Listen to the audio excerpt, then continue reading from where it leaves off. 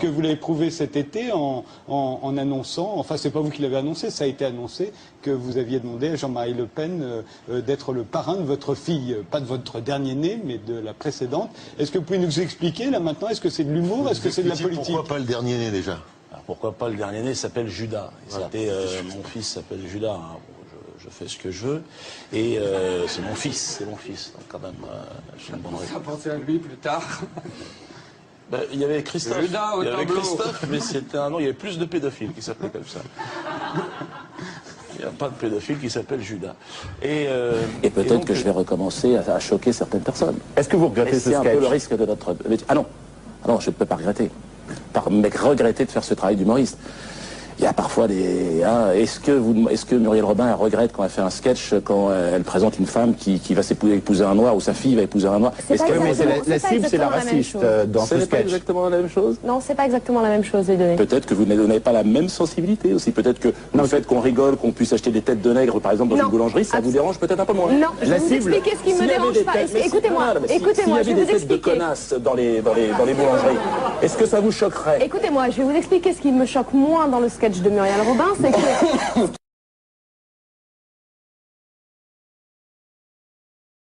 dans le sketch de Muriel Robin, c'est que... dans le sketch de Muriel Robin, c'est que... dans le sketch de Muriel Robin, c'est que... Et qui vous a franchement engueulé et que vous avez déçu? Alors là, j'ai eu les cadres. J'ai eu des cadres, c'est Bernard-Henri Lévy qui a appelé au boycott de mon spectacle. Un comique. On a dit les comiques. C'est un intellectuel. C'est un collègue humoriste pour moi. C'est un intellectuel pour vous. Visiblement, il vous touche. Moi, personne ne me touche pas du tout. Bernard-Henri Lévy est un clown. C'est Achille Zavata pour moi. Pour moi, non mais c'est vraiment, je pense ce que je dis. Pour moi, c'est l'arbre à connaissance sculpté avec du caca. Ce qu'il fait, ça n'a aucun sens. Ça n'a aucun sens. Mais je le respecte. Comme humoriste, c'est dans un registre différent. Oui. Heureusement que vous le respectez après avoir dit ça, oui. Je le dis avec beaucoup de tendresse. Regardez plutôt. Pour une fois, je me suis mis à travailler comme un nègre. Je ne sais pas si les nègres ont toujours tellement travaillé, mais enfin, ça... Cette saillie drôlatique n'est pas sans rappeler d'ailleurs celle de ce riche producteur juif, Pascal Bernheim. C'était sur la TSR, une autre chaîne publique en Suisse. Vous allez le voir, souvenez-vous. Je vous ai parlé de cette émission, je vous ai parlé de Dieudonné. Je ne sais pas ce qu'il fait, j'aimerais bien savoir ce qu'il fait. Tout ça est flou, tout ça est ambigu et tout ça a une petite odeur. Je pense qu'il n'est pas assez futé pour exactement manipuler les... C'est un nègre. C'est un nègre. C'est un nègre. Étonnant, non? À une année d'intervalle. Mais revenons à la déclaration de celui que j'appellerais avec humour ce bon vieux sac à merde de Guerlain. Mais l'originalité du discours de cette vieille momie sodomite se situe à la fin de sa déclaration.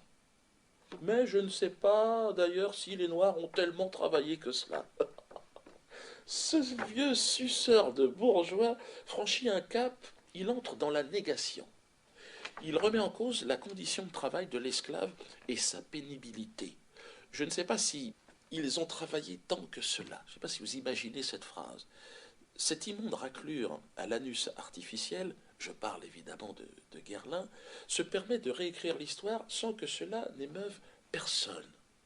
Imaginez une seconde une telle négation au sujet des chambres à gaz, par exemple.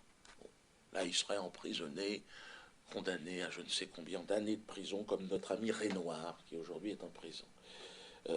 Guerlain, oui, je pisse sur toi, je pisse sur ta famille et je défèque sur ton nom. Mais je pense que tu as le droit de dire ce que tu as dit.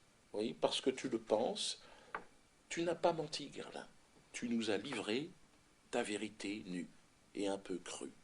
Ce que je trouve insupportable, c'est le silence complice de cette vieille classe politique et des médias aux ordres. Trop occupés en plus en ce moment à nous resservir une énième fois cette indigeste affaire Halimi qui n'intéresse plus personne. Au moment où le procès Saïd Bourarache arrive, lui, personne ne s'intéresse à cela, et j'en passe. Le deux poids, deux mesures. Guerlain, ton nom rime avec putain. Une putain à la cour des rois. Je finirai donc sur cette petite chanson, Guerlain Pimpin, petite putain qui fait dans le parfum. Guerlain, pimpin, petite putain, tu te défends bien, bien dans le parfum. Tu nous insultes, tu nous craches dessus. Guerlain, pimpin. Là, normalement, c'est en ré mineur. Guerlain, pimpin. Petit fils de putain, t'es qu'une putain, Guerlain. Et ton parfum, tu peux te le foutre dans le fion. Guerlain, pimpin, pimpin. Fils de putain.